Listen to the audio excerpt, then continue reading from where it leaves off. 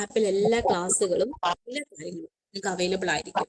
June 30 ശേഷം മാത്രമേ നമുക്ക് എന്ത് ചെയ്യത്തുള്ളൂ, ക്ലാസ്സുകളും കാര്യങ്ങളും ഒക്കെ ആപ്പിൽ നിന്ന് പോകും. നോട്ട്സ് നിങ്ങൾക്ക് നിങ്ങൾ നേരത്തെ എടുത്ത് വെച്ചിട്ടുണ്ടല്ലോ, അത് നിങ്ങൾക്ക് പിന്നെ എപ്പോഴാണെങ്കിലും ഉപകരിക്കും.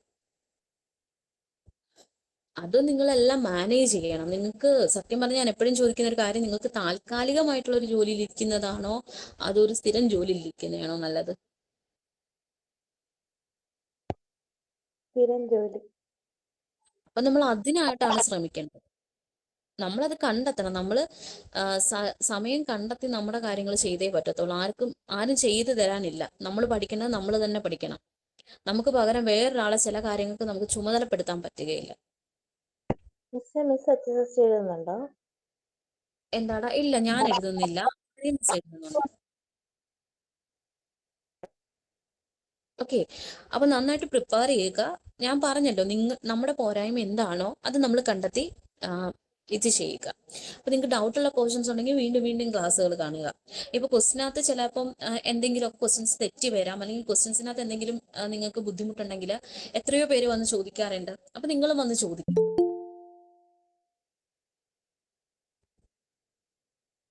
ഓക്കെ, അപ്പൊ നിങ്ങൾക്കൊരു പ്ലാൻ ഉണ്ടായിരിക്കണം. അതേപോലെ 70 മാർക്കിന് എബോവ് എന്തായാലും സ്കോർ ചെയ്യണം എന്നുള്ളൊരു മൈൻഡ് സെറ്റ് ഉണ്ടായിരിക്കണം. പിന്നെ നമ്മൾ ഈ പറഞ്ഞല്ലോ, എല്ലാ ടോപ്പിക്കും ഒന്നിച്ചൊരു എക്സാം ആകുമ്പോൾ നിങ്ങൾക്ക് കുറച്ചുകൂടി ഇമ്പ്രൂവ്മെന്റ് ഉണ്ടാകും. ജൂൺ 1 മുതലൊക്കെ നമ്മൾ എല്ലാ ടോപ്പിക്കും കൂടി ക്ലബ് ചെയ്തുകൊണ്ടുള്ള എക്സാംസ് ആയിരിക്കും അപ്ലോഡ് ചെയ്യുന്നത്. മരിയ മിസ് അപ്ലോഡ് ചെയ്ത ക്വസ്റ്റ്യൻസ് അറ്റൻഡ് ചെയ്ത് തുടങ്ങിയോ? ഇല്ല മിസ്സേ. മിസ്സേ, അതേപോലെ തന്നെ നമ്മളിപ്പോ ഈ ടെസ്റ്റ് അപ്ലോഡ് ചെയ്യുന്നത് 100 മാർക്ക് ടെസ്റ്റ് ആയിരിക്കത്തില്ല അപ്ലോഡ് ചെയ്യുന്നേ? അതേടാ. അപ്പൊ നമ്മൾ OMR എഴുതി പ്രാക്ടീസ് ചെയ്യുന്നതാണോ അതോ ഇതാണോ മിസ്സേ കുറച്ചുകൂടെ ബെറ്റർ? നിങ്ങൾ എപ്പോഴാണെങ്കിലും ഒരു ഞാൻ എല്ലാവർക്കും പറഞ്ഞു, ഹാർഡ് കോപ്പി നമ്മുടെ കയ്യിൽ വെച്ച് വർക്ക്ഔട്ട് ചെയ്യുന്നതാണ് എപ്പോഴും നല്ലത്. ഹലോ, കേൾക്കുന്നുണ്ട് മിസ്സേ, കേട്ടു. ഹാർഡ് കോപ്പി നിങ്ങളുടെ കയ്യിൽ ഇരിക്കുക. അതായത് PSCയുടെ പ്രീവിയസ് എക്സാംസുകൾ നിങ്ങൾക്ക് തന്നെ സൈറ്റിൽ കയറി ഡൗൺലോഡ് ചെയ്യാം. അതിലേതെങ്കിലും ഒക്കെ ഡൗൺലോഡ് ചെയ്തില്ലെങ്കിൽ സെറ്റിന്റെ എക്സാംസുകളൊക്കെ ഡൗൺലോഡ് ചെയ്തിട്ട് നിങ്ങൾ തനിയെ ഒന്ന് വർക്ക്ഔട്ട് ചെയ്യുക.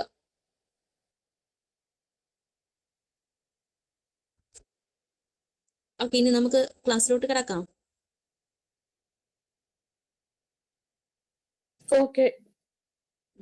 Okay miss. ഓക്കെ, അപ്പോൾ ഇനി അങ്ങോട്ട് പോകുമ്പോൾ മഴയൊക്കെ ആയിരിക്കും. അപ്പൊ നമ്മൾ ഈ morning സെഷനിലായിരിക്കും.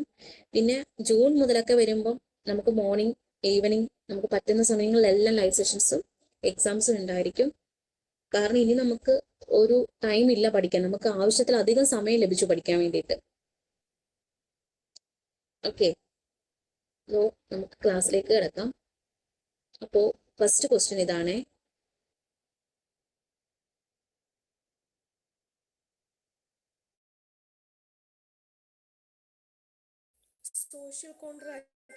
Social contract theory.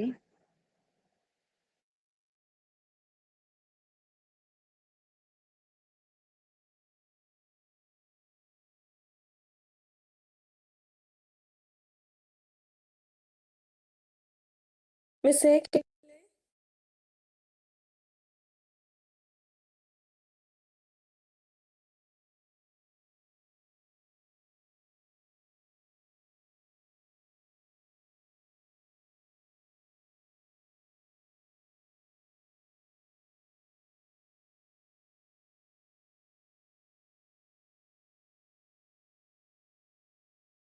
So ഞാൻ മ്യൂട്ട് ആക്കിയിട്ടേക്കോ. ഹലോ, കേൾക്കാൻ പറ്റുന്നുണ്ടോ? കേൾക്കാം മിസ്സേ. Social contract theory. Okay, social contract theory എന്താണെന്നുള്ളത് നമ്മൾ നോട്ടിനകത്ത് ഞാൻ ഉൾപ്പെടുത്തിയിട്ടുണ്ടല്ലോ. ഓക്കെ, അപ്പൊ അതൊന്ന് റെഫർ ചെയ്താൽ മതി കേട്ടോ. തിയറി എന്താ? എന്താ മോളെ? ട്രസ്റ്റിഷിപ്പ് തിയറി ഓപ്ഷൻ എ എന്താ എക്സ്പ്ലനേഷൻ? ട്രസ്റ്റിഷിപ്പ് തിയറിക്ക് ഓപ്ഷൻ ഇത് എക്സ്പ്ലനേഷൻ വേണോ? വേണമായിരുന്നു പറഞ്ഞുതരാം. മിസ്സേ, അതേപോലെ ഈ സോഷ്യൽ കോൺട്രാക്ട് തിയറി തന്നെയാണോ മിസ്സേ ഈ സോഷ്യോളജിക്കൽ തിയറി എന്ന് പറയുന്നത്? അത് പറയാടാ. ഓക്കെ, അപ്പോൾ ഈ ട്രസ്റ്റിഷിപ്പ് തിയറി എന്ന് പറയുന്നത് ആക്ച്വലി ഒരു ഫിലോസഫിയാണ്. ഇത് കോയിൻ ചെയ്തത് നമുക്ക് എല്ലാവർക്കും അറിയാൻ പറ്റുന്ന, അല്ലെങ്കിൽ വളരെ ഇന്ത്യയിൽ വളരെ പോപ്പുലർ ആയിട്ടുള്ള ഒരു വ്യക്തിയാണ്. മറ്റാരുമല്ല, നമ്മുടെ സ്വന്തം ഗാന്ധിജിയാണ് ഈ ഒരു ട്രസ്റ്റിഷിപ്പ് തിയറി കൊണ്ടുവന്നിട്ടുള്ളത്. ഇതൊരു സോഷ്യോ ഇക്കണോമിക് ഫിലോസഫിയാണ്. ഇതിന്റെ പ്രാധാന്യം എന്തെന്ന് വെച്ച് കഴിഞ്ഞാൽ എപ്പോഴും സൊസൈറ്റിയിൽ പ്രത്യേകിച്ചും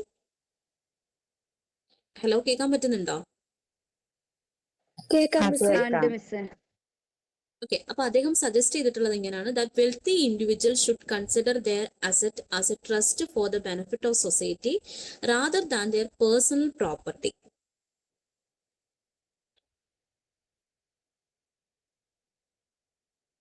ഹലോ മിസ്സേ, ബ്രേക്ക് ഒന്നും ആവണില്ല. ആണോ? കേൾക്കാൻ പറ്റുന്നുണ്ടോ?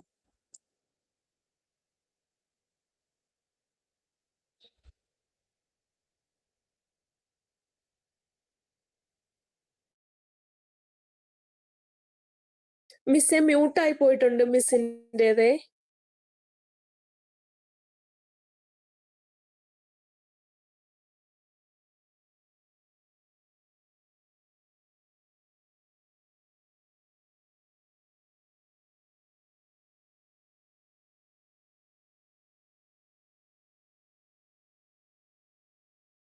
മിസ്സേ,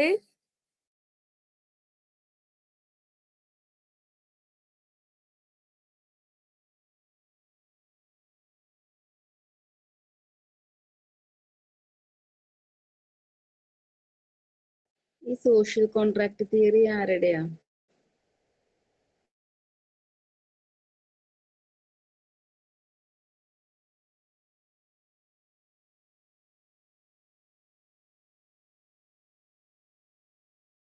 ഹലോ കേൾക്കാൻ പറ്റുന്നുണ്ടോ? Yes miss. കേൾക്കാം മിസ്സേ. ഓക്കെ, അപ്പോൾ ട്രസ്റ്റിഷിപ്പ് തിയറി എന്ന് പറയുമ്പോൾ ഇവിടെ പ്രധാനമായിട്ടും സൊസൈറ്റിയുടെ ഒരു വെൽഫെയർ അല്ലെങ്കിൽ ഒരു സോഷ്യോ എക്കണോമിക് വെൽഫെയറിന്റെ ഭാഗമായിട്ട് അദ്ദേഹം കൊണ്ടുവന്നിട്ടുള്ള ഒരു തിയറിയാണ്. ഇവിടെ ഓരോ ഇൻഡിവിജ്വൽസിനുമാണ് പ്രാധാന്യം കൊടുത്തുകൊണ്ട് ഉള്ളൊരു തിയറിയാണ് അദ്ദേഹം പറഞ്ഞിട്ടുള്ളത്. ഹലോ കേൾക്കാൻ മിസ്സേ, കേൾക്കാം. ഓക്കെ, സോഷ്യൽ കോൺട്രാക്ട് തിയറിയുടെ എക്സ്പ്ലനേഷൻ ഞാൻ ഓൾറെഡി നോട്ടിൽ തന്നിട്ടുണ്ടായിരുന്നു. തന്നിട്ടുള്ളതാ മിസ്സേ. സോഷ്യൽ കോൺട്രാക്ട് തിയറി എന്താണെന്നുള്ളതും തന്നിട്ടുണ്ട്. പിന്നെ അതിനകത്ത് ബാക്കിയുള്ള തിയറീസ് ഒക്കെ ഓൾറെഡി പറഞ്ഞു പോയിട്ടുള്ള കാര്യങ്ങൾ തന്നെയല്ലേ? അതെ അതെ. ഓക്കെ, ഇനി നമുക്ക് അടുത്ത ക്വസ്റ്റ്യനിലേക്ക് കടക്കാം. അടുത്ത ക്വസ്റ്റ്യൻ പറയുന്നത് പറഞ്ഞോടാ. സോഷ്യോളജിക്കൽ തിയറിയും സോഷ്യൽ കോൺട്രാക്ട് തിയറിയും സെയിം ആണോ? എന്താടാ സോഷ്യോളജിക്കൽ തിയറി നമ്മളെ ഈ കോർപ്പറേറ്റ് ഗവർണൻസിന്റെ തിയറി ആണല്ലോ സോഷ്യോളജിക്കൽ തിയറി. അത് തന്നെയാണോ ഈ social contract theory? Social contract theory sociological theory same ആണോ?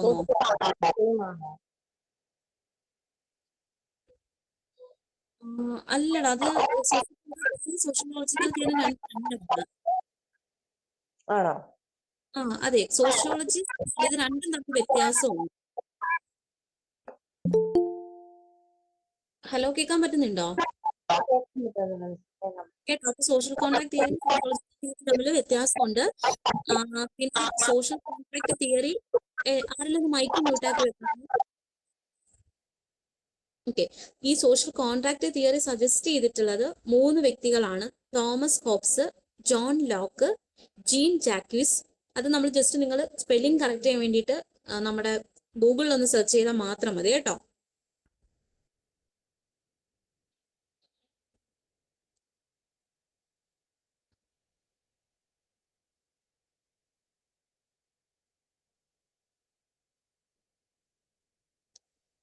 കേൾക്കാൻ പറ്റുന്നുണ്ടോ? Yes miss. അപ്പൊ ഈ സോഷ്യൽ ഒന്നുകൂടി എക്സ്പ്ലെയിൻ ചെയ്താൽ, സോഷ്യൽ കോൺട്രാക്ട് തിയറി എന്ന് പറയുന്നത് ഒരു ഫിലോസഫിക്കൽ ഐഡിയ പോലെയാണ്. അതായത് സൊസൈറ്റി, ഗവൺമെന്റ്, ഈ വ്യക്തികൾക്കിടയിൽ ഉണ്ടാകുന്ന സാമൂഹികപരമായിട്ടുള്ള ഒരു കോൺട്രാക്ട് അല്ലെങ്കിൽ ഒരു എഗ്രിമെന്റ് ആണ് ഈ ഒരു സോഷ്യൽ കോൺട്രാക്ട് തിയറിയിൽ പറയുന്നത്. പക്ഷെ സോഷ്യോളജിക്കൽ തിയറി എന്ന് പറയുമ്പോൾ അത് കുറച്ചുകൂടി ഒരു വൈഡർ ഫ്രെയിംവർക്കിലോട്ട് പോകും. പ്രത്യേകിച്ചും നമ്മുടെ സോഷ്യൽ ആയിട്ട് നടക്കുന്ന സംഭവങ്ങളെയൊക്കെ തന്നെ അനലൈസ് ചെയ്യുന്ന ഒന്നാണ് സോഷ്യോളജിക്കൽ തിയറി എന്ന് പറയുന്നത്. ഈ സോഷ്യൽ കോൺട്രാക്ട് തിയറി എന്ന് പറയുന്നത് ഒരു സൊസൈറ്റിയിൽ എല്ലാവരും പലതരത്തിലുള്ള എഗ്രിമെന്റിൽ ഏർപ്പെടാറുണ്ട്. ഇപ്പൊ ബിസിനസ്, അതേപോലെ തന്നെ മറ്റ് ബിസിനസിന്റെ മറ്റ് സ്റ്റേക്ക് ഹോൾഡേഴ്സ് ആയിട്ടോ അല്ലെങ്കിൽ സൊസൈറ്റി ആയിട്ടോ ഗവൺമെന്റും സൊസൈറ്റി ആയിട്ടോ ഒക്കെ പലതരത്തിലുള്ള എഗ്രിമെന്റ്സിൽ ഏർപ്പെടാറുണ്ട്. അതിനെയാണ് നമ്മൾ സോഷ്യൽ കോൺട്രാക്ട് തിയറി എന്നറിയപ്പെടുന്നത്. ക്ലിയർ ആയോ? Okay miss. ഓക്കെ, അപ്പോൾ അത് രണ്ടാണ് കേട്ടോ. സോഷ്യോളജിയും സോഷ്യൽ കോൺട്രാക്ട് തിയറിയും സെയിം അല്ല. ഓക്കെ, ഇനി അടുത്ത 58ാമത്തെ ക്വസ്റ്റ്യൻ ആണ്. The gatekeepers of corporate governance in India. Option C. Option C ആരൊക്കെയാണ് വരുന്നത്? Yes, SEBI, RBI and auditors. സെബിയും RBIയും ഓഡിറ്റേഴ്സും മാത്രമാണ് കേട്ടോ. ക്ലിയർ ആയോ? ആയി മിസ്സേ. ക്ലിയർ ആയി മിസ്സേ. അപ്പോൾ ബോർഡ് ഓഫ് ഡയറക്ടേഴ്സ് എന്തുകൊണ്ടായില്ല? ബോർഡ് ഓഫ് ഡയറക്ടേഴ്സ് എന്ന് പറയുമ്പോൾ ഇന്റേണൽ ആൾക്കാരല്ലേ, അവര് കമ്പനിയുടെ ഇന്റേണൽ അല്ലേ? അതെ, വിത്തിൻ ദ ഓർഗനൈസേഷനുള്ളിൽ വരുന്നവരാണ് ഇന്റേണൽ സ്റ്റേക്ക് ഹോൾഡേഴ്സ് ആണ്, ഇന്റേണൽ ആയിട്ടുള്ള പാർട്ടീസ് ആണ് ഒരു ബോർഡ് ഓഫ് ഡയറക്ടേഴ്സ് എന്ന് പറയുന്നത്. ബാക്കിയുള്ളവരെല്ലാം ആ ഗേറ്റ് കീപ്പർ എന്നുള്ളൊരു വാക്കിൽ തന്നെ ഉണ്ട്, പുറത്തുള്ളവരാണ്. മനസ്സിലായി? ഞാൻ പറഞ്ഞില്ല നേരത്തെ, നമ്മൾ എന്ത് കാര്യങ്ങളും കുറച്ച് ലോജിക്കായിട്ട് ചിന്തിച്ചാൽ നമുക്ക് ആൻസർ ചെയ്യാൻ പറ്റുന്നതേ ഉള്ളൂ. ഗേറ്റ് കീപ്പേഴ്സ് എന്ന് പറയുമ്പോൾ എന്താണ്, നമ്മുടെ എക്സ്റ്റേണൽ എൻവയോൺമെന്റിൽ വരുന്ന ആൾക്കാരാണ് വരുന്നത്. എക്സ്റ്റേണൽ എൻവയോൺമെന്റ് എന്ന് പറയുമ്പോഴാണ് സെബി, RBI, ഓഡിറ്റേഴ്സ് എന്ന് പറയുന്നത്. ക്ലിയർ ആയോ? Okay miss. അടുത്ത ക്വസ്റ്റ്യൻ നോക്കിക്കേ. 59ാമത്തെ ക്വസ്റ്റ്യനകത്ത് പറയുന്നത് identify the arguments against the social responsibility of business.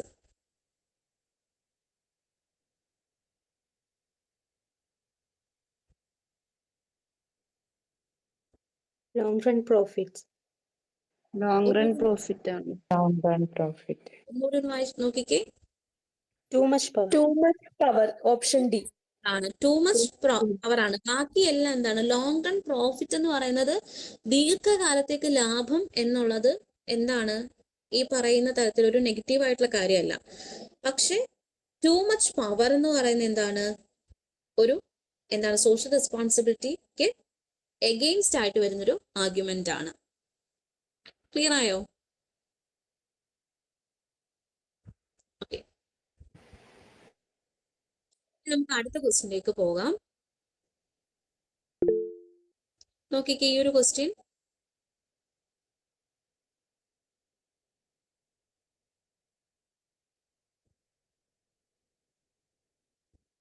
നിങ്ങൾ ആ സെക്ഷൻസ് എല്ലാം പഠിച്ചു വെക്കണേ. സെക്ഷൻസ് എല്ലാം വളരെ ഇമ്പോർട്ടൻ്റ് ആണ്. ജസ്റ്റ് ഒരു പേപ്പറിനകത്ത് എഴുതി ഓരോ സെക്ഷനും എന്താണെന്നുള്ളത് എഴുതി വീട്ടിലൊന്ന് ഒട്ടിച്ചു വെക്കുക. എന്തെങ്കിലും ഭിത്തിയിലോ അല്ലെങ്കിൽ നിങ്ങൾ എപ്പോഴും കാണുന്നിടത്ത് ഈ സെക്ഷൻസും എന്തൊക്കെയാണ് അതിനകത്ത് പറയുന്നതെന്നുള്ളതും ചെറുതായിട്ടൊക്കെ ഒന്ന് എഴുതി ഒന്ന് ഒട്ടിച്ചു വെക്കുക. ഡെയിലി അത് നോക്കി നോക്കി വായിക്കുക. കാരണം സെക്ഷൻസ് ഒക്കെ ചോദിക്കാറുണ്ട് എക്സാംസിന്. ഈ കോർപ്പറേറ്റ് ഗവേണൻസിനകത്ത് നിന്ന് എന്താണ് ക്വസ്റ്റ്യൻസ് കിട്ടാൻ ഭയങ്കര പാടാണ്.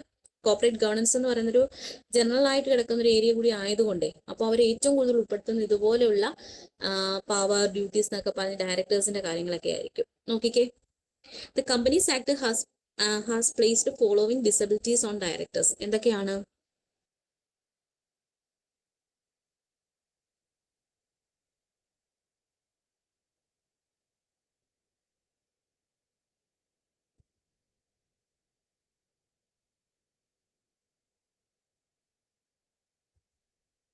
ഹലോ, വളരെ ഈസിയാണ്. നോക്കി, all of the above. All of this above എല്ലാം വരും. എന്തുകൊണ്ടാ ഓൾ ഓഫ് ദിസ് അബോവ് വരുന്നത്? അതെല്ലാം ഡിസബിലിറ്റീസ് അല്ലേ മിസ്സേ വായിക്കുമ്പോ? അതായത് ഒരു ട്രസ്റ്റിനെ ബ്രീച്ച് ചെയ്യുക എന്ന് പറഞ്ഞാൽ ക്യാൻസൽ ചെയ്യുക, അല്ലെങ്കിൽ അദ്ദേഹത്തിന്റെ ജോലി ചെയ്യാതിരിക്കുക. രണ്ടാമത് ഒരു ഇൻസോൾവെന്റ് ആകുന്ന സിറ്റുവേഷൻ.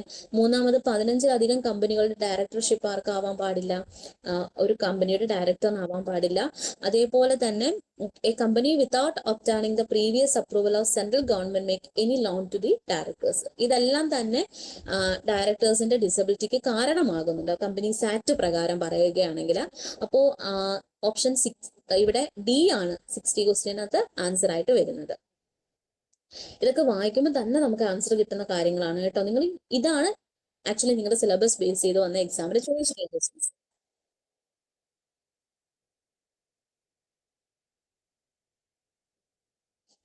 ഓക്കെ, ഇത് വായിച്ചു നോക്കിക്കേ. 61ാമത്തെ ക്വസ്റ്റ്യനും 1/3. 61ാമത്തേത് വളരെ ആ എല്ലാവർക്കും അറിയാവുന്ന കാര്യമാണ്. 1/3 ആണ്. ഒന്നുകൂടി ഒന്ന് വായിച്ചു നോക്കിക്കേ. 1/2 അല്ലേ? 1/2 ആണ് ആൻസർ വരുന്നത്.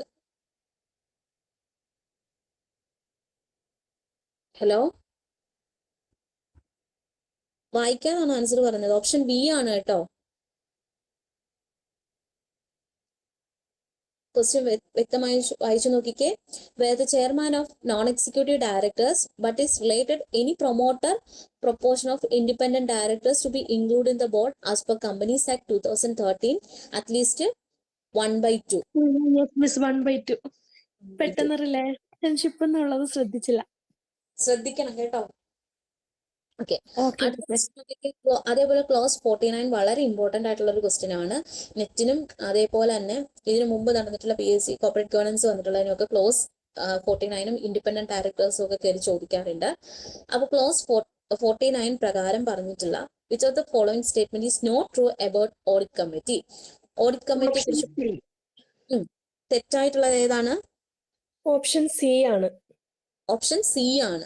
1/3 member of audit committee shall be independent director എന്നുള്ളൊരു കാര്യം അതിനകത്ത് പറയുന്നില്ല. ഓക്കെ, കേൾക്കാൻ പറ്റുന്നുണ്ടോ? കേക്കാം. നിങ്ങൾ എല്ലാവരും പോയിട്ട് കാണേണ്ട പ്രധാനമായിട്ടുള്ള ക്ലാസ്സുകളാണ് ഇൻഡിപെൻഡന്റ് ഡയറക്ടർ, പലതരത്തിലുള്ള കമ്മിറ്റികൾ, തിയറിയുടെ ക്ലാസ്സുകൾ. ബാക്കി ഒന്നും കണ്ടില്ലേലും വേണ്ടിയില്ല, ഇത്രയും ക്ലാസ്സുകൾ കാണുക, നോട്ട് വായിക്കുക, ഡൗട്ടുള്ള പോർഷൻസ് ക്ലിയർ ചെയ്യുക. കോർപ്പറേറ്റ് ഗവേണൻസ് എന്ന് പറയുന്നത് വളരെ ഈസി ആയിട്ട് മാർക്ക് സ്കോർ ചെയ്യാനും എന്നാൽ പെട്ടെന്ന് മാർക്ക് പോവാനും പറ്റുന്ന ഒരു ഏരിയ ആണ്. നിങ്ങൾക്ക് കുറച്ചൊന്ന് പരിശ്രമിച്ചാൽ നിങ്ങൾക്ക് ഒരു 10ൽ 9 മാർക്കൊക്കെ ഈ ഒരു പോർഷനിൽ നിന്ന് മാത്രം കവർ ചെയ്യാൻ പറ്റും. ഓക്കെ, നമുക്ക് അടുത്ത ക്വസ്റ്റിനിലേക്ക് പോകാം.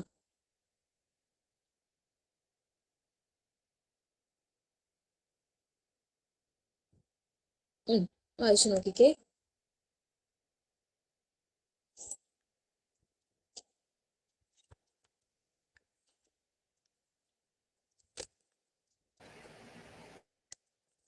ഇതൊക്കെ ജനറൽ ആയിട്ട് വായിക്കുമ്പോൾ തന്നെ കിട്ടുന്നതാ. Option D. ഓപ്ഷൻ ഡി അല്ലേ മിസ്സേ? ഒന്നുകൂടി വായിക്കേ. ഓപ്ഷൻ സി ആണോ? ഓപ്ഷൻ സി ആണ് വരുന്നത്.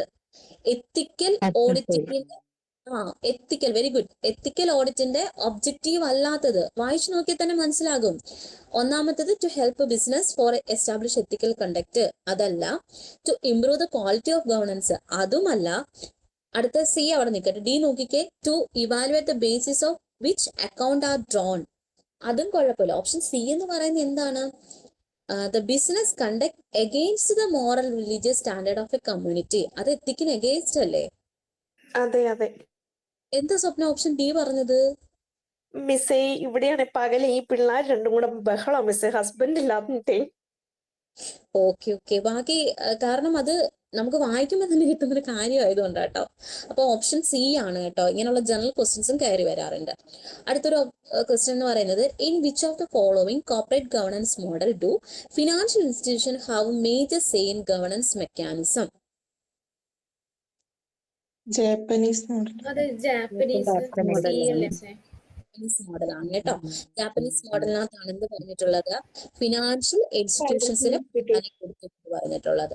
അപ്പോൾ ഓരോ മോഡലും നോക്കുക. Indian model, Anglo Indian model, German model, എല്ലാ മോഡൽസും നോക്കുക കേട്ടോ.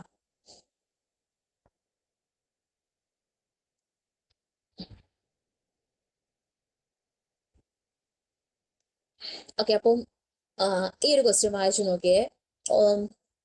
ഞാൻ പറഞ്ഞുതരാം, അതിന്റെ എക്സ്പ്ലനേഷൻ പറഞ്ഞുതരാം. അത് ഓപ്ഷൻ ബി, ഫിലന്ത്രോപ്പി. ഫിലാന്ത്രോഫി ആണ് കേട്ടോ. ഫിലാന്ത്രോഫി എന്താണെന്നുള്ളത് ഞാൻ എക്സ്പ്ലെയിൻ ചെയ്തുതരാം. ചിലർക്ക് ആ ഒരു ടേം കിട്ടിയെന്ന് വരത്തില്ല. ഫിലാന്ത്രോഫി ഞാൻ പറഞ്ഞുതരാം. അപ്പൊ നോക്കിക്കേ.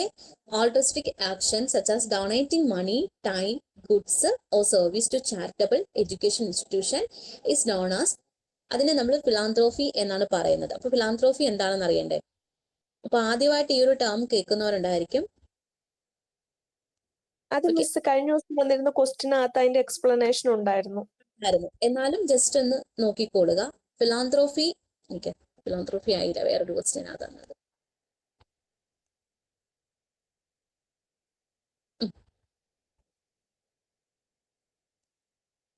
അപ്പോൾ ഫിലാന്ത്രോഫി എന്ന് പറയുന്നത് ഒരു റെസ്പോൺസിബിലിറ്റി ആണ്.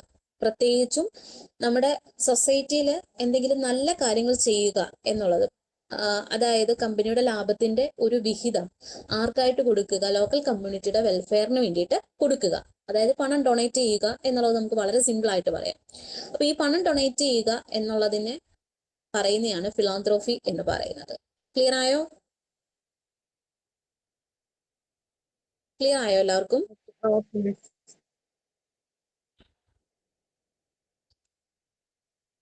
ഓക്കെ, അടുത്ത ക്വസ്റ്റ്യൻ നോക്കിക്കേ. The managerial social responsibility is to make decisions that promote the welfare and well-being of dash. All of the above. All of the above വരുന്നു. All of this above വരും. അതായത് society, government, സ്റ്റേക്ക് holders എല്ലാവരും വരും അല്ലെ? Yes, miss.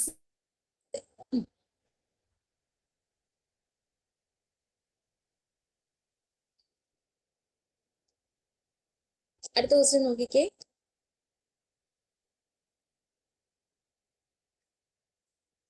Kumar Mangalam Kumar A അല്ലേ മിസ്സേ? Hello, കേൾക്കാൻ പറ്റുന്നുണ്ടോ?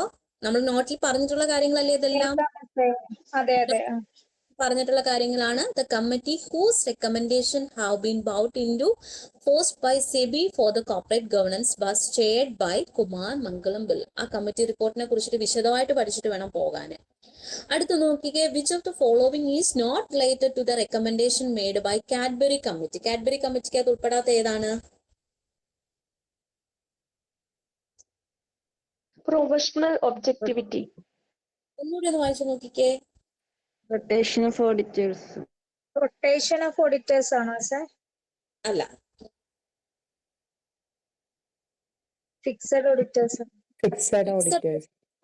ഫിക്സഡ് ഓഡിറ്റേഴ്സ് ആണ് എന്തിന്റെ റെക്കമെൻഡേഷൻ അല്ലായിരുന്നത്? കാഡ്ബറി കമ്മിറ്റിയുടെ റെക്കമെൻഡേഷനകത്ത് ഉൾപ്പെടാഞ്ഞത്. ഓക്കെ, അടുത്ത ക്വസ്റ്റ്യൻ നോക്കിക്കേ. അപ്പൊ ഓരോ കമ്മിറ്റി റിപ്പോർട്ടും വിശദമായിട്ടൊന്ന് വായിച്ചിട്ട് വേണേ പോകാന്. Which of the following factors does not determine the code of ethics framed by the marketer? Just ഒരു ക്വസ്റ്റ്യൻ എക്സ്ട്രാ കയറി വന്നതാണേ.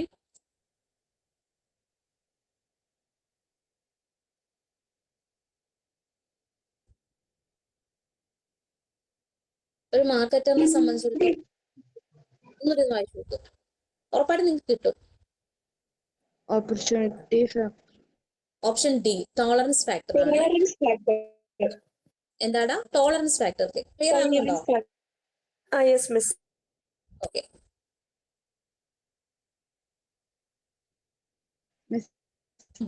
ഈ കമ്മിറ്റിയുടെ പറയോ? എന്താടാ? എടാ, ജനറൽ ആയിട്ടുള്ള ഒരു ക്വസ്റ്റ്യൻ ആണ്, പറഞ്ഞുതരാം. നോക്കി, corporate consensus is best decide by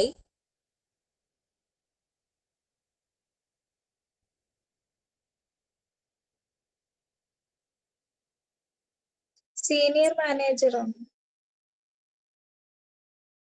അല്ലല്ല, കോർപ്പറേറ്റ് കോൺസെൻസ് ആണ്. Board of directors. Board of directors. Directors ആണ് വരുന്നത്.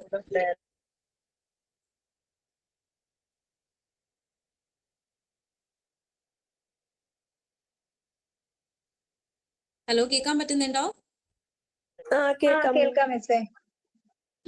അപ്പോൾ കോർപ്പറേറ്റ് കോൺസെൻസ് എന്ന് പറയുന്നത് നമ്മുടെ കോർപ്പറേറ്റ് സോഷ്യൽ റെസ്പോൺസിബിലിറ്റിയുടെ മറ്റൊരു ടേം ആണ് ഈ കോർപ്പറേറ്റ് കോൺസെൻസ് എന്ന് പറയുന്നത്. ക്ലിയർ ആയോ? അപ്പോൾ കോർപ്പറേറ്റ് സോഷ്യൽ റെസ്പോൺസിബിലിറ്റി അല്ലെങ്കിൽ CSR എപ്പോഴും ആരാണ് ഡിസൈഡ് ചെയ്യുന്നത്? ബോർഡ് ഓഫ് ഡയറക്ടേഴ്സ് ആണ്. എത്ര വിഹിതം CSRനായിട്ട് മാറ്റി വെക്കണം എന്നുള്ളത് നിർണ്ണയിക്കുന്ന ആരാണ്? ബോർഡ് ഓഫ് ഡയറക്ടേഴ്സ് ആണ്. ക്ലിയർ ആയോ? Okay miss. ഓക്കെ, അടുത്ത ക്വസ്റ്റ്യൻ നോക്കിക്കേ.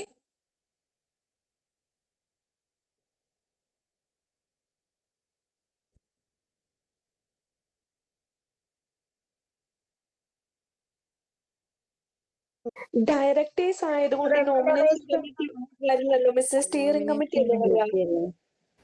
സ്റ്റിയറിംഗ് കമ്മിറ്റിയാണ് വരുന്നത് കേട്ടോ. Steering committee. അതായത് which of the following committee carries out of selection directors അല്ലാതെ ഉള്ളതെല്ലാം ആരാണ്? സ്റ്റിയറിംഗ് കമ്മിറ്റിയാണ്. ആണ്.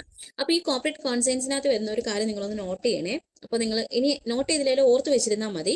ഇപ്പോൾ വലിയ തരത്തിലുള്ള ഒരു എത്തിക്കൽ ഡിസിഷൻ മേക്കിംഗ്, അതായത് ഒരു കോംപ്ലക്സ് ആയിട്ടുള്ള കാര്യങ്ങൾ, പ്രത്യേകിച്ചും ഇന്റേണൽ എക്സ്റ്റേണൽ ഫാക്ടേഴ്സ് എല്ലാം വരുന്ന കാര്യങ്ങളായിരിക്കും.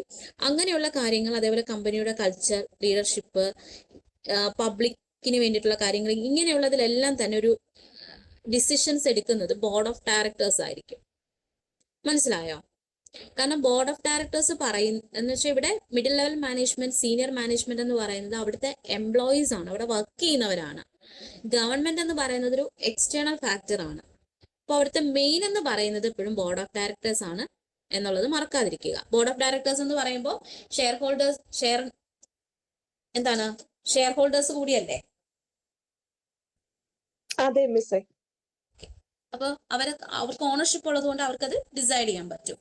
അടുത്ത ക്വസ്റ്റ്യൻ നോക്കിക്കേ.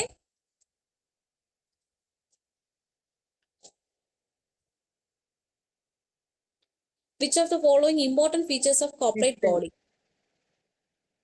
എല്ലാതും വരില്ലേ? എല്ലാം വരും. പെർപ്പച്വൽ സക്സഷൻ, കമ്പനിയുടെ ആ ഒരു ഡെഫിനിഷൻ ഓർത്താൽ മതി.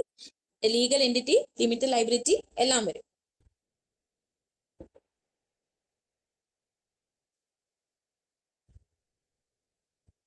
ക്ലിയർ ആയോ? Yes miss.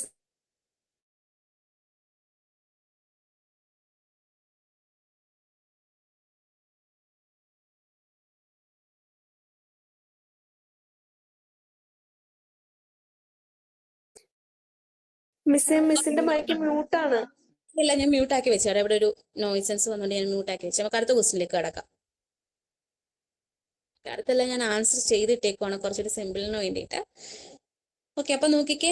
Under the dash of the both internal and external corporate governance mechanism are intend to be induce managerial action that maximise profit and share holders value. അറിയാലോ എന്ത് theory ആയിരിക്കും വരുന്നത്? കാണാൻ പറ്റുന്നുണ്ട്. Share holders theory ആണ് വരുന്നത്. രാവിലെ നിങ്ങൾ ക്ഷീണിച്ചോ എല്ലാവരും? അതാ പഠിച്ച് ഇല്ല മിസ്, അത് ആൻസർ ചെയ്തിട്ടേക്കുമായോണ്ട് മിണ്ടാഞ്ഞതാ. ഉഷാറില്ല ആർക്കും. സാധാരണ രാവിലത്തെ ക്ലാസ്സുകളാണ് എല്ലാവരും നല്ല ആക്റ്റീവ് ആയിട്ടിരിക്കുന്നത്. രാത്രിയൊക്കെ ആകുമ്പോൾ എല്ലാവരും ഒരുവിധം ഇതാവില്ലേ? ഓക്കെ, അടുത്ത ക്വസ്റ്റ്യൻ നോക്കിക്കേ. Which of the following regarding agency theory is correct? ഇതിനകത്ത് ഏജൻസി തിയറിയെ കുറിച്ച് പറയുന്ന ഏതാണ് കറക്റ്റ് ആയിട്ടുള്ള കാര്യം? Agents are assumed to be in a position of power. Position of power. ബാക്കി കാര്യങ്ങളൊക്കെ നോക്കിക്കേ. ഏജൻസി തിയറി ലാർജ് എൻറ്റിറ്റീസിന് മാത്രമല്ല അപ്ലൈ ചെയ്യുന്നത്, പിന്നെ എങ്ങനെയാണ്? അതെ, agency act is A best interest of the principal. അതും കറക്റ്റ് ആണ്. Agency theory define the relationship between agents and directors. ഇതെല്ലാം ഏജൻസി തിയറിയുടെ ഭാഗമാണ്.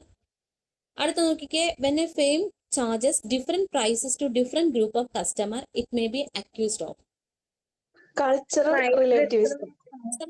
relativism ആണ്. Cultural relativism. മിസ്, ഇതിനകത്ത് ഞാൻ ഡൗട്ട് ചോദിച്ചിരുന്നു. കൾച്ചറൽ റിലേറ്റിവിസവും പ്രൈസ് ഡിസ്ക്രിമിനേഷനും തമ്മിൽ എങ്ങനെയാണ് ഡിഫറൻസ്? പറഞ്ഞു തരാം. പ്രൈസ് ഡിസ്ക്രിമിനേഷനും ഇതും തമ്മിൽ നല്ല ഡിഫറൻസ് ഉണ്ട്. പറഞ്ഞുതരാമേ.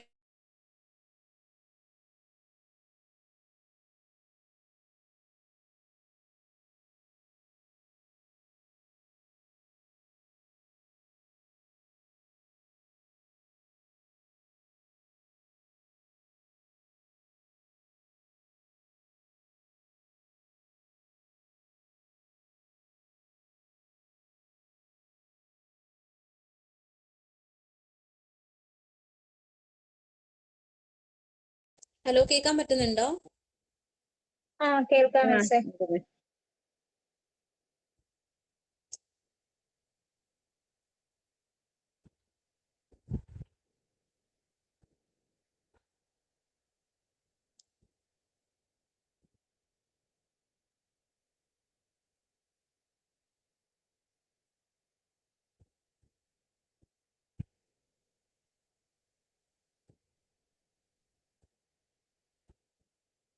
ഓക്കെ, അത് ഞാൻ പറഞ്ഞുതരാം കേട്ടോ. ഹലോ, എടാ, ഞാൻ അല്ലാണ്ട് ചെറിയൊരു എക്സ്പ്ലനേഷൻ ആയിട്ട് ഗ്രൂപ്പിൽ ഇട്ടേക്കാം കേട്ടോ. Okay, miss. മിസ്സേ ഇതിന്റെ തൊട്ട് മുമ്പുള്ളത് ആൻസർ ചെയ്തല്ലോ ബിയും കൂടി വരില്ലേ? ഏതാടാ മുള വരുന്നത്? Which of the following regarding agency theory is correct? അതിൽ option B. Agents act in the best in the principal. ആ തൊട്ട് മുൻപിലെ നമ്മൾ ആൻസർ ചെയ്തത് മിസ് ഓപ്ഷൻ സി ആണ് പറഞ്ഞത്. ബിയും വരില്ലേ? Which of the following following regarding agency തിയറിയെ കുറിച്ച് പറയുവാണെന്നുണ്ടെങ്കിൽ ആക്ട് ഇതിനകത്ത് in the best interest of principal. Principal അത് ഓക്കെ, പക്ഷെ എന്നാലും ഇവിടെ ഏറ്റവും അനുയോജ്യമായിട്ട് വരുന്നത് agents are assume to be the position of power എന്നുള്ളതാണ്. ആ തിയറിയിൽ സജസ്റ്റ് ചെയ്യുന്ന ഒരു കാര്യം അതാണ് കേട്ടോ. Okay. ഹലോ, കേൾക്കാൻ പറ്റുന്നുണ്ടോ? കേക്കാം. അപ്പം ഈ ഏജൻസി തിയറി എന്ന് പറയുമ്പോൾ തന്നെ എന്താണ് ഏജൻസി തിയറിക്കകത്ത് പ്രധാനമായിട്ടും പറയുന്നത്?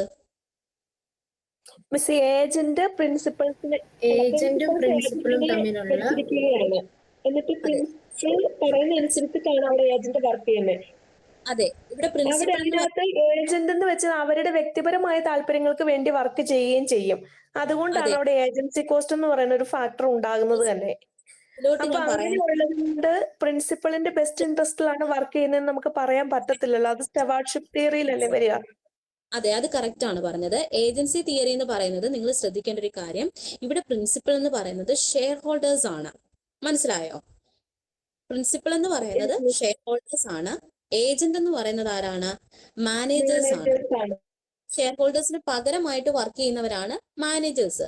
പക്ഷെ ഇവിടെ മാനേജേഴ്സ് അവരുടെ പേഴ്സണൽ ഇൻട്രസ്റ്റിനൂടെ പ്രയോറിറ്റീസ് കൊടുക്കുന്നുണ്ട്.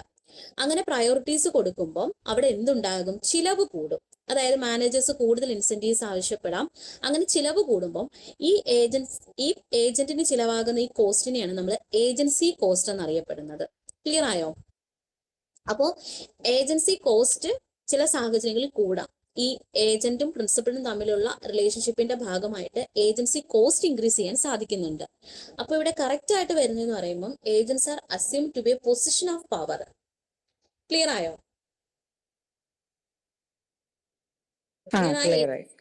ഏജൻസി കോസ്റ്റിന്റെ ടേം ഇപ്പൊ പറയുന്നുണ്ട്, അതുകൊണ്ടാണ് ഞാൻ പിന്നെ ഇത് പറയാതെ പോയത്.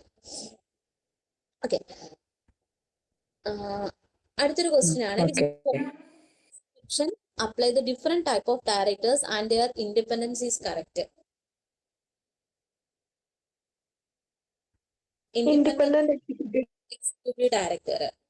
അതേപോലെ തന്നെ CSR തിയറിക്കകത്ത് വരാത്തൊരു തിയറിയാണ് റൈറ്റ്സ് തിയറി എന്ന് പറയുന്നത്. കോർപ്പറേറ്റ് സോഷ്യൽ റെസ്പോൺസിബിലിറ്റിയുടെ ഭാഗമായിട്ടല്ലാതെയുള്ള തിയറിയാണ് റൈറ്റ്സ് തിയറി എന്ന് പറയുന്നത്. കേൾക്കാൻ പറ്റുന്നുണ്ടോ? കേൾക്കാം മിസ്സേ. Okay miss. അതിനകത്ത് നമ്മള് legitimacy theory, enlightened self interest നോക്കിയിട്ടില്ലാത്തതാ. ഏതിനകത്തോ? CSR തിയറിക്കകത്തോ? അതെ മിസ്സേ. ഓക്കെ, അത് വലിയ കാര്യമില്ല. അതൊരു ജനറൽ ആയിട്ട് ഒരു ക്വസ്റ്റ്യൻ ആയിട്ട് എടുത്ത് തന്നേ ഉള്ളൂ കേട്ടോ. ഞാൻ ഇട്ടേക്കാം. റൈറ്റ് തിയറി എന്താണെന്ന് പറഞ്ഞു തരാം. കേൾക്കാൻ പറ്റുന്നുണ്ടോ? അപ്പൊ ഓരോ തിയറി എന്താണെന്നുള്ളത് നോക്കാം. കേൾക്കാം. ഓക്കെ, അപ്പോൾ റൈറ്റ്സ് തിയറി എന്ന് പറയുന്നത് നമുക്ക് പലതരത്തിലുള്ള റൈറ്റ്സ് ഉണ്ട് അല്ലേ? അപ്പോൾ ആ റൈറ്റ്സിന്റെ കാര്യങ്ങളെ എക്സ്പ്ലോർ ചെയ്യുന്ന ഒരു തിയറിയാണ് റൈറ്റ്സ് തിയറി എന്ന് പറയുന്നത്. അപ്പോൾ ഇപ്പം നമുക്ക് ഉള്ള റൈറ്റ്സ് എന്ന് പറയുമ്പോൾ പലതരത്തിലുണ്ട്. നാച്ചുറൽ ആയിട്ടുള്ളതുണ്ട്, അല്ലാതെയുള്ള റൈറ്റ്സുകളുമുണ്ട് അല്ലേ? അപ്പോൾ ഒരു മനുഷ്യന് ജനിക്കുമ്പോൾ തന്നെ ലഭിക്കുന്ന ചില അവകാശങ്ങളുമുണ്ട്, അല്ലാണ്ട് നേടിയെടുത്തിട്ടുള്ള അവകാശങ്ങളുമുണ്ട്. അപ്പം ഇതെല്ലാം ഉൾപ്പെടുന്നതാണ് ഈ ഒരു റൈറ്റ്സ് തിയറി എന്ന് പറയുന്നത്. ക്ലിയർ ആയോ? Yes miss. ഓക്കെ, സോ ഒരു വ്യക്തിക്ക് എന്ത് ചെയ്യാം, ചെയ്യാതിരിക്കാം എന്നുള്ള കാര്യങ്ങളെല്ലാം ഉൾപ്പെടുന്നതാണ് റൈറ്റ്സ് തിയറി എന്ന് പറയുന്നത്. ഇനി അടുത്ത ഒന്നാണ് ലെജിറ്റിമേറ്റി തിയറി എന്ന് പറയുന്നത്.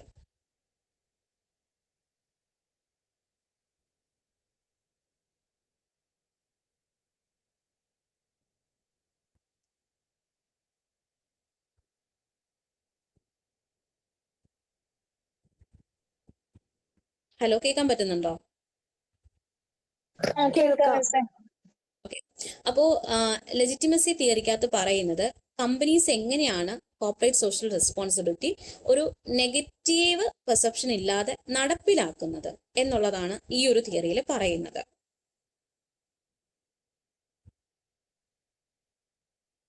കേൾക്കാൻ പറ്റുന്നുണ്ടോ? അതായത് ഒരു സൊസൈറ്റിയുടെ അനുസരിച്ച് ഒരു സൊസൈറ്റിയുടെ എക്സ്പെക്ടേഷൻ അനുസരിച്ച് അവർക്ക് വേണ്ട കാര്യങ്ങൾ നടപ്പിലാക്കുന്നതാണ് ലെജിറ്റിമസി തിയറി എന്ന് പറയുന്നത്.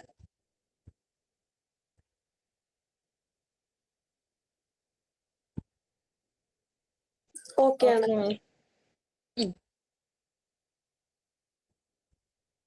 ഓക്കെ, അടുത്തതാണ് നമ്മൾ പറയാതെ പോയിട്ടുള്ള എൻലൈറ്റൻ സെൽഫ് ഇൻട്രസ്റ്റ് എന്നുള്ളത്.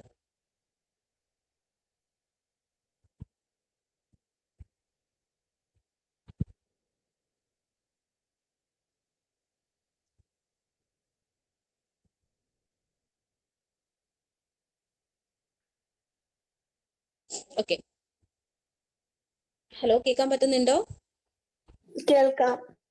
ഓക്കെ, എൻലൈറ്റൻ സെൽഫ് ഇൻട്രസ്റ്റ് എന്ന് പറയുമ്പോൾ ഇവിടെ കമ്പനിയുടെ ബെനഫിറ്റ് ഉണ്ടാകണം, അതുപോലെ തന്നെ സൊസൈറ്റിയോട് എത്തിക്കലി അല്ലെങ്കിൽ റെസ്പോൺസിബിലിറ്റിയോട് കൂടി ബിഹേവ് ചെയ്യണം എന്നുള്ളതാണ് എൻലൈറ്റ്മെന്റ് സെൽഫ് ഇൻട്രസ്റ്റ് തിയറിക്കകത്ത് പറയുന്നത്.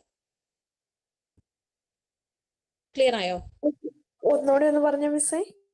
അതായത് കമ്പനിക്ക് ബെനിഫിറ്റ് ഉണ്ടാകണം, അതുപോലെ തന്നെ സോഷ്യൽ എത്തിക്സ് അല്ലെങ്കിൽ സൊസൈറ്റിയോടുള്ള ആ ഒരു എത്തിക്സ് കൂടി കീപ്പ് ചെയ്യണം എന്നുള്ളതാണ് എൻലൈറ്റൻ സെൽഫ് ഇൻട്രസ്റ്റ് തിയറിക്കകത്ത് പറയുന്നത്.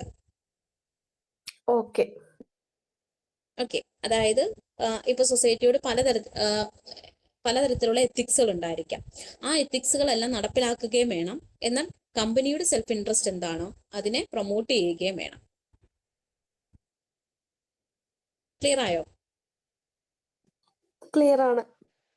ഇപ്പൊ കമ്പനി എന്ന് പറയുമ്പോൾ എന്താണ്, എംപ്ലോയീസിന് നല്ല രീതിയിലുള്ള ഇൻസെന്റീവുകൾ കൊടുക്കുക, അതേപോലെ തന്നെ കൂടുതൽ ക്യാപിറ്റൽ സ്വരൂപിക്കാൻ സഹായിക്കുക, കമ്പനിയുടെ റെപ്യൂട്ടേഷൻ ഇംപ്രൂവ് ചെയ്യുക, അങ്ങനെയുള്ള കാര്യങ്ങളാണ് ബിസിനസ്സിന് ഉണ്ടാകുന്ന ബെനിഫിറ്റ്. അതേപോലെ തന്നെ സൊസൈറ്റിക്കും അറ്റ് ദ സെയിം ടൈം തന്നെ സൊസൈറ്റിയുടെ എൻവയോൺമെന്റൽ സോഷ്യൽ ആയിട്ടുള്ള പ്രോബ്ലംസ് നോക്കുക, കമ്മ്യൂണിറ്റീസിന്റെ ക്വാളിറ്റി ഇംപ്രൂവ് ചെയ്യാൻ ശ്രമിക്കുക, സസ്റ്റൈനബിൾ ഫ്യൂച്ചർ നടപ്പിലാക്കാൻ ശ്രമിക്കുക, ഇങ്ങനെയുള്ള കാര്യങ്ങൾ കൂടി ചെയ്യുന്നു എന്നേ ഉള്ളൂ. ക്ലിയർ ആയോ? മിസ്സേ, അപ്പൊ സ്റ്റേക്ക് ഹോൾഡർ തിയറി എന്ന് പറയുമ്പോൾ സ്റ്റേക്ക് ഹോൾഡറുടെ ഇൻട്രസ്റ്റ് ആണോ? നോട്ട് തന്നിട്ടുണ്ട് സ്റ്റേക്ക് ഹോൾഡറിന്റെ ഒക്കെ. അത് തന്നിട്ടുള്ളതാ. അടുത്ത് നോക്കിക്കേ, which of the following is not a agency cost എന്നുള്ളതാണ്. ഏജൻസി കോസ്റ്റിന്റെ പോർഷൻ അവിടെ കിടക്കട്ടെ, അത് ഞാൻ പറഞ്ഞു തരാം. അതിന്റെ ഡീറ്റെയിൽ ആയിട്ടുള്ള കുറച്ച് കാര്യങ്ങൾ പറഞ്ഞിട്ട് അതിലേക്ക് പോകാം. Which of the following is not an example of duty or responsibility of directors?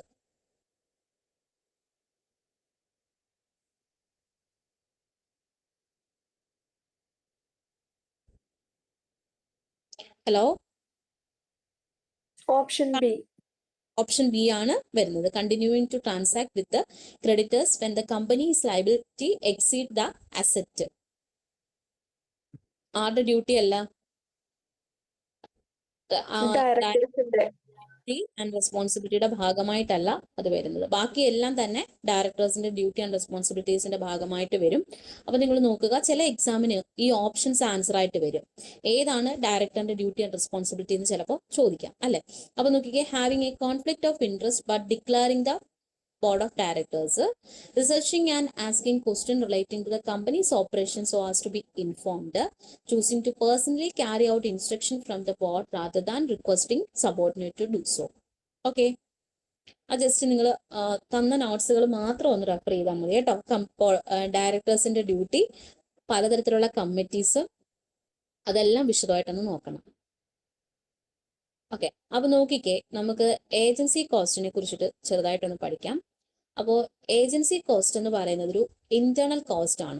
ഈ ഇന്റേണൽ കോസ്റ്റ് ഉണ്ടാകുന്നത് ഷെയർ ഹോൾഡേഴ്സും മാനേജ്മെന്റ് എന്ന് പറയുന്നത് അവിടെ ഏജന്റും ഷെയർ ഹോൾഡേഴ്സ് പ്രിൻസിപ്പളുമായിട്ടാണ് പ്രവർത്തിക്കുന്നത്.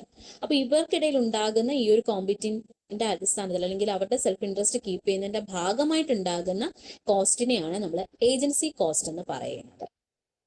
പ്രധാനമായിട്ടും ഏജൻസി കോസ്റ്റ് ഉണ്ടാകുന്നത് that refers to the expense associated with resolving this disagreement and managing the relationship.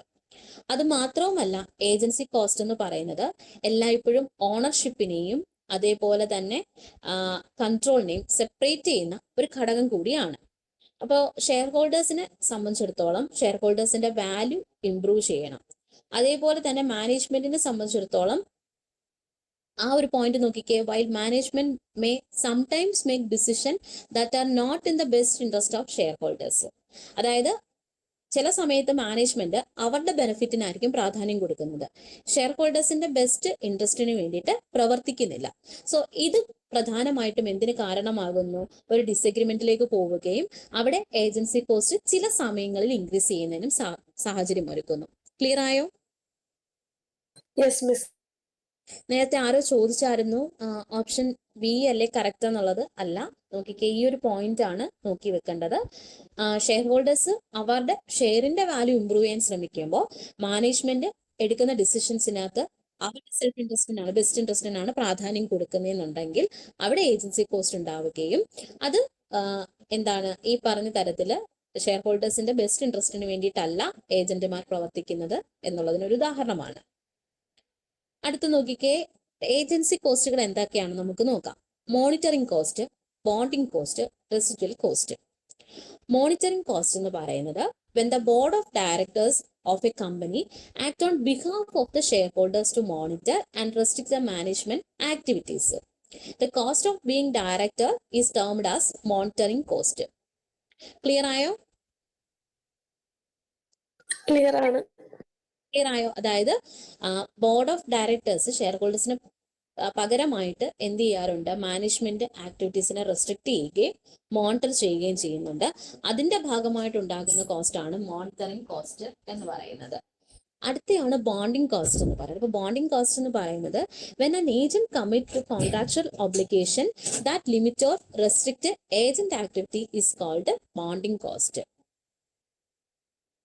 Clear ആയോ? Clear ആണ്. ആൻഡ് ലാസ്റ്റ് ആണ് റെസിജ്വൽ കോസ്റ്റ് എന്ന് പറയുന്നത്. Residual cost means cost that insured from divergent principal and agent interest despite using monitoring termed as residual cost. Clear ആയോ? അപ്പൊ ഇത് മൂന്നുമാണ് agency കോസ്റ്റുകൾ. അപ്പൊ ഇതിനകത്ത് ഇത് റിപ്പീറ്റ് ആയിട്ട് വരുന്നൊരു ക്വസ്റ്റ്യൻ ആണ്, ഏജൻസി കോസ്റ്റ് അല്ലാത്തത് ഏതാണെന്നുള്ളത്. കോൺഗ്രുവൻസി ലോസ് ആണ് ഏജൻസി കോസ്റ്റ് അല്ലാത്തത്. ക്ലിയർ ആയോ? ക്ലിയർ ആണ് മിസ്. ഈ കോൺഗ്രുവൻസി ലോസ് എന്ന് പറഞ്ഞാൽ എന്താണ്? അത് പറഞ്ഞുതരാം കേട്ടോ. Okay miss.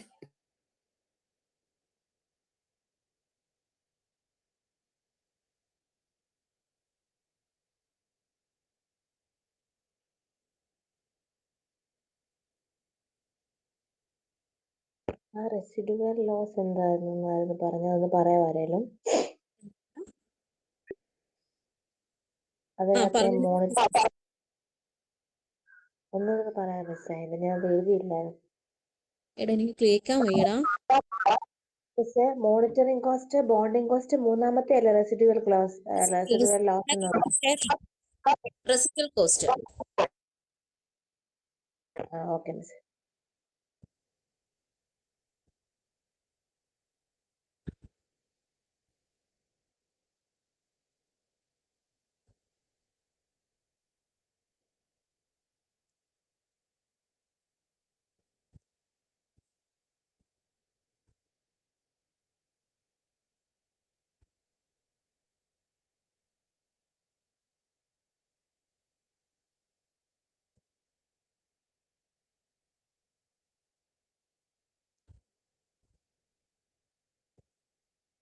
ഹലോ, ഓക്കെ, ഞാൻ അത് ഇട്ടുതരാം കേട്ടോ, അതിന്റെ നോട്ട് ഇട്ടുതരാം കേട്ടോ.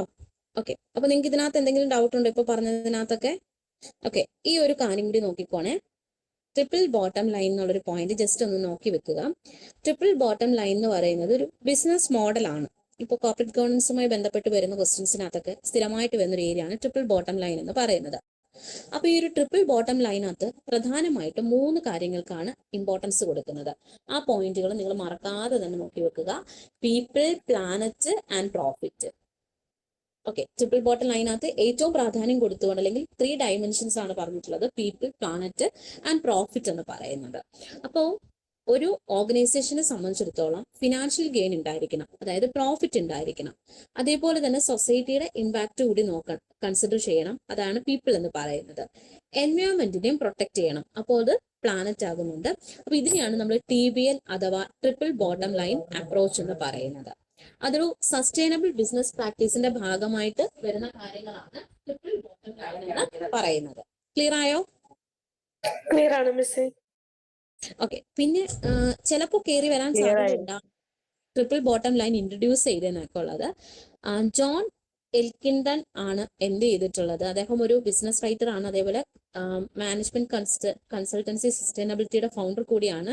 അദ്ദേഹം 1994 ഈ ഒരു ട്രിപ്പിൾ ബോട്ടം ലൈൻ എന്ന് പറയുന്ന ഒരു അപ്രോച്ച് കൊണ്ടുവന്നത്. പ്രധാനമായിട്ടും സോഷ്യൽ ആൻഡ് എൻവയോൺമെന്റ് ഇമ്പാക്ട്, ഒരു ബിസിനസിന്റെ സോഷ്യൽ എൻവയോൺമെന്റ് ഇമ്പാക്റ്റിനെ കുറിച്ചിട്ടാണ് ഇതിനകത്ത് പറയുന്നത്. അതുപോലെ തന്നെ കോർപ്പറേറ്റ് സക്സസിനോടൊപ്പം തന്നെ പീപ്പിൾ, പ്ലാനറ്റ് എന്നിവയ്ക്കും പ്രാധാന്യം കൊടുക്കണം. അപ്പൊ പീപ്പിൾ, പ്ലാനറ്റ് ആൻഡ് പ്രോഫിറ്റ്, ഇത് മൂന്നുമാണ് ട്രിപ്പിൾ ബോട്ടം ലൈൻ എന്ന് പറയുന്നത്. ക്ലിയർ ആയോ? ക്ലിയർ ആണ് മിസ്. ഈ അപ്പോൾ ഡബിൾ ബോട്ടം ലൈനും കൂടി ഒന്ന് പറയാവോ? ഡബിൾ ബോട്ടം ലൈൻ അത് ക്വസ്റ്റിനകത്ത് കണ്ടിട്ടുണ്ടോ? ഉണ്ടായിരുന്നു. ഓക്കെ. ഡബിൾ ബോട്ടം ലൈൻ അല്ലേ? അതെ മിസ്സേ.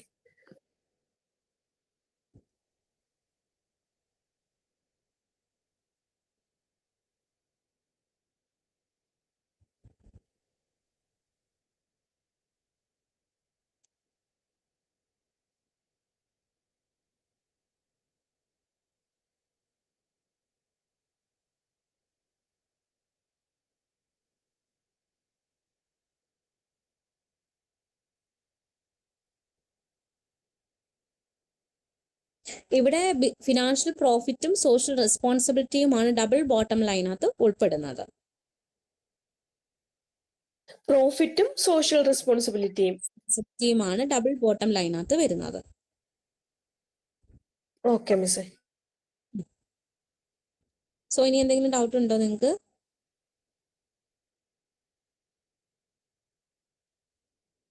ആ ഡൗട്ടുള്ള ആ പോർഷൻസ് ഒന്ന് ആരെങ്കിലും ടൈപ്പ് ചെയ്ത് ഗ്രൂപ്പിലേക്ക് ഇടണേ. അതിന്റെ എക്സ്പ്ലനേഷൻസ് ഗ്രൂപ്പിൽ ഞാൻ ഇട്ടേക്കാം കേട്ടോ. ഓക്കെ മിസ്സേ. ഓക്കെ. അപ്പൊ ഞാൻ ക്വസ്റ്റ്യൻസ് അപ്ലോഡ് ചെയ്തിട്ടുണ്ട്. ക്വസ്റ്റ്യൻസ് അപ്ലോഡ് ചെയ്യാൻ അയച്ചിട്ടുണ്ട്. മിസ് ഇപ്പൊ അപ്ലോഡ് ചെയ്ത് കാണും. അപ്പൊ ഞാൻ അതുകൂടി അസൈൻ ചെയ്ത് തരാം. അപ്പൊ നിങ്ങൾ ക്ലാസ്സുകളൊക്കെ കണ്ട് ഇന്നത്തെ ലൈവ് സെഷനൊക്കെ നോക്കിയതിന് ശേഷം മാത്രം പോവുക. പിന്നെ ആൻസേഴ്സ് എല്ലാവരും എഴുതിയെടുക്കണം കേട്ടോ. ഓരോ ക്വസ്റ്റ്യന്റെയും ആൻസേഴ്സ് എഴുതിയെടുക്കണം. അങ്ങനെ കുറെ പേര് എഴുതിയെടുക്കാതിരിക്കുന്നുണ്ട്. നിങ്ങൾ ഈ ലൈവ് സെഷൻ തുടങ്ങുമ്പോൾ തന്നെ ഒരു നോട്ടുമായിട്ടൊക്കെ തന്നെ ഇരിക്കണം, നോട്ട്ബുക്കും പെന്നുമായിട്ട് തന്നെ ഇരിക്കണം. ഓക്കെ. അപ്പൊ നമുക്ക് വൈൻഡ് അപ്പ് ചെയ്യാം. ഓക്കെ മിസ്സേ, താങ്ക്സ്. ഓക്കെ. അപ്പൊ പോർട്ട്ഫോളിയോ എന്തായി എല്ലാവരുടെയും? പോർട്ട്ഫോളിയോയിലേക്ക് കടന്നിട്ടില്ല മിസ്സേ. ഇത് എക്സാം എഴുതിയിട്ട് വേണം. ഓക്കെ. ബാക്കി സബ്ജക്റ്റുകളൊക്കെയോ?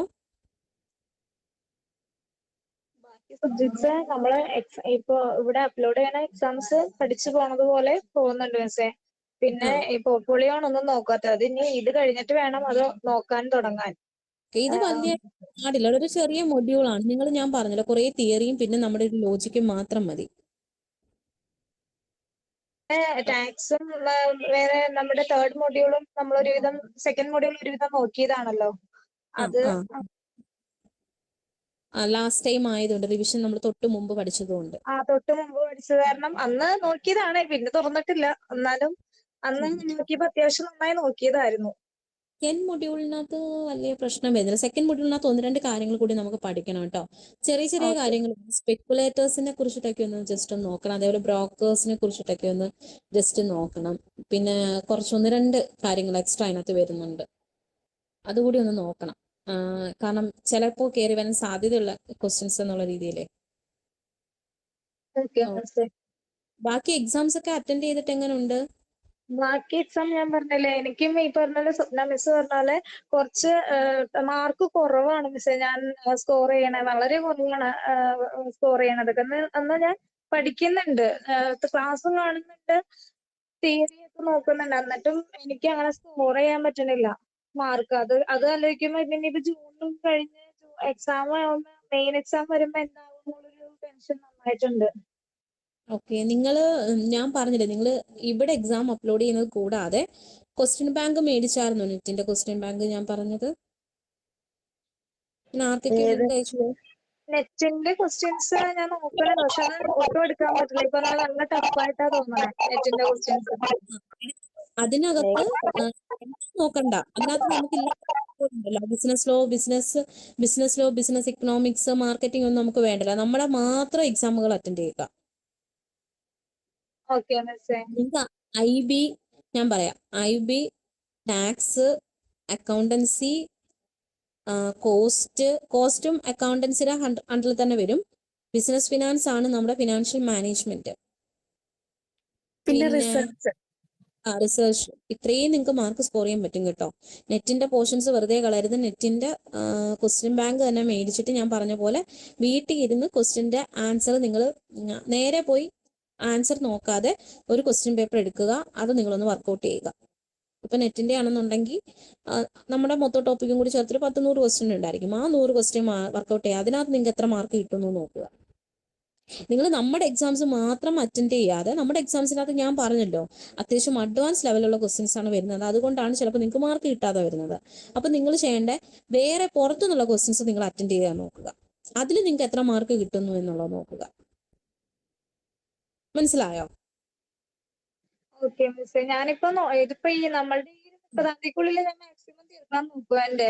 അത് കഴിഞ്ഞിട്ട് വേണം ഈ നെറ്റിന്റെ ക്വസ്റ്റ്യൻസുകൾ നന്നായി വർക്കൗട്ട്. അപ്പൊ എല്ലാ പോർഷൻസും നമ്മൾ പഠിച്ചെന്നുണ്ടാവുമല്ലോ.